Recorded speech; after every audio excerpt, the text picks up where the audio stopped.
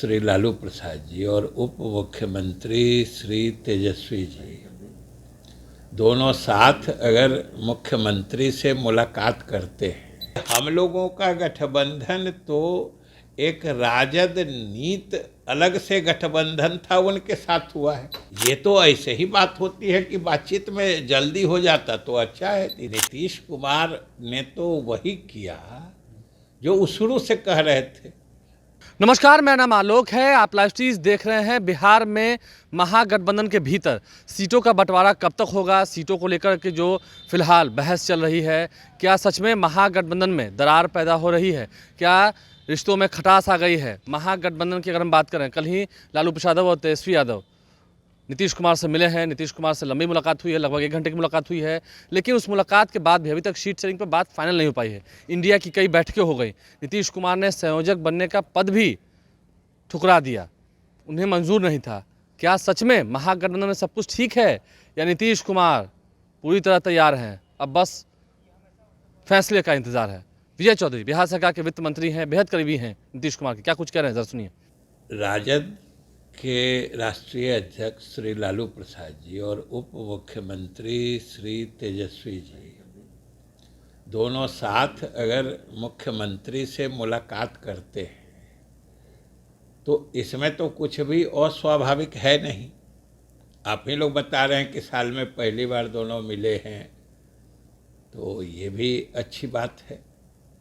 और दूसरी बात है कि जब खास तौर से सत्ताधारी गठबंधन के 2 घटक दल मिलते हैं तो स्वाभाविक रूप से कुछ सरकार के संबंध में विमर्श होता है और ये सिलसिला जारी रहता है।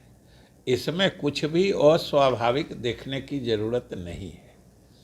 वैसे भी आजकल पता नहीं क्यों किस परिप्रेक्ष्य में या किस सूचना के आधार पर बहुत सारी बातें मीडिया के माध्यम से चलाई जाती हैं, जो भाई हम लोगों को यानी जनता दल यू को तो समझ में बात नहीं आती है कि आखिर इन बातों का आधार क्या है।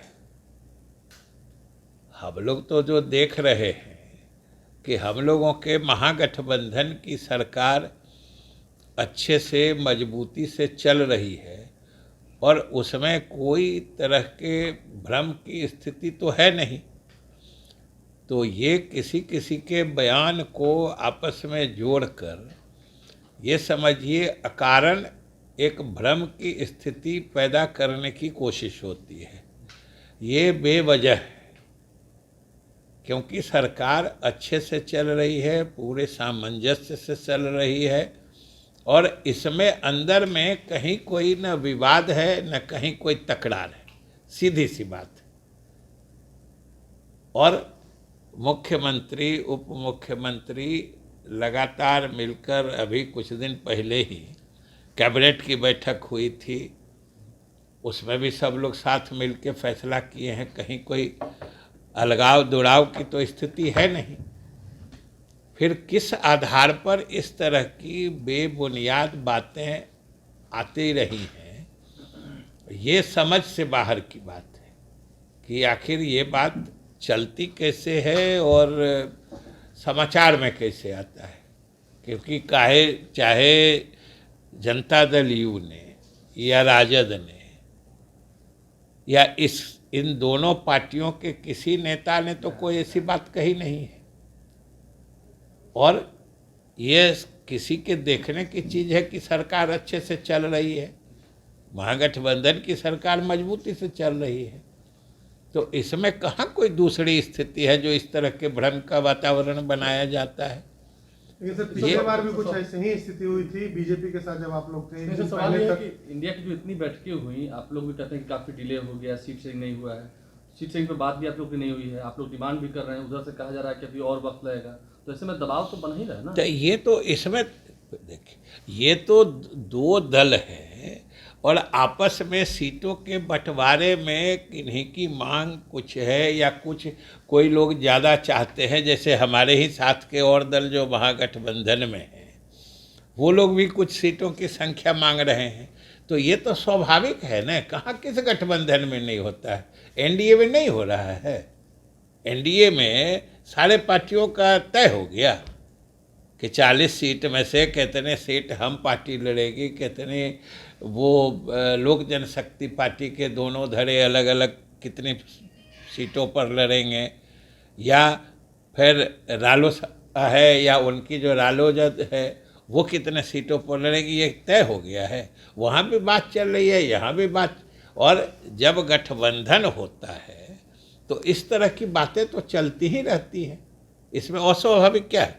लेकिन जो जदयू की डिमांड 17 सीटों की डिमांड की जा रही थी, नहीं, वो तो डिमांड हम लोगों का है, और अंतिम निर्णय जब सभी दलों के नेता, और ख़ास तौर से जैसा कि हमने पहले भी कहा है कि भाई हम लोगों का गठबंधन तो एक राजद नीत अलग से गठबंधन था उनके साथ हुआ है, क्योंकि राजद, कांग्रेस, वामपंथी पार्टियां ये लोग पहले से साथ में थी, और फिर हम लोगों के साथ गठबंधन हुआ था। तो इस तरीके से वो लोग आपस में बात कर रहे हैं, यह भी स्वाभाविक है। उनकी बात हो जाएगी, फिर हम लोगों की बात होगी, ये सब तो स्वाभाविक प्रक्रिया है और स्वाभाविक गति से चल रही है। ये तो ऐसे ही बात होती है कि बातचीत में जल्दी हो जाता तो अच्छा है, तो इसमें कोई कुछ भी असहज या अस्वाभाविक तो है नहीं होती। सर एक ये भी मुद्दा था कि नीतीश कुमार जो कन्वीनर नहीं बने हैं, उन्होंने पद स्वीकार नहीं किया था, इसलिए कि भी असमंजस की स्थिति है कि कहीं नाराज तो नहीं है इंडिया अलायंस से, उन्होंने सहमति नहीं दिया। अच्छा, एक बात समझिए ना, नीतीश कुमार ने तो वही किया जो वो शुरू से कह रहे थे। वो शुरू से कह रहे थे कि हम कोई पद नहीं चाहते, हमें किसी पद की लालसा नहीं है, सब लोग मिल के चुनाव लड़िए, तभी वर्तमान केंद्र सरकार को हम सत्ता से बाहर कर सकते हैं।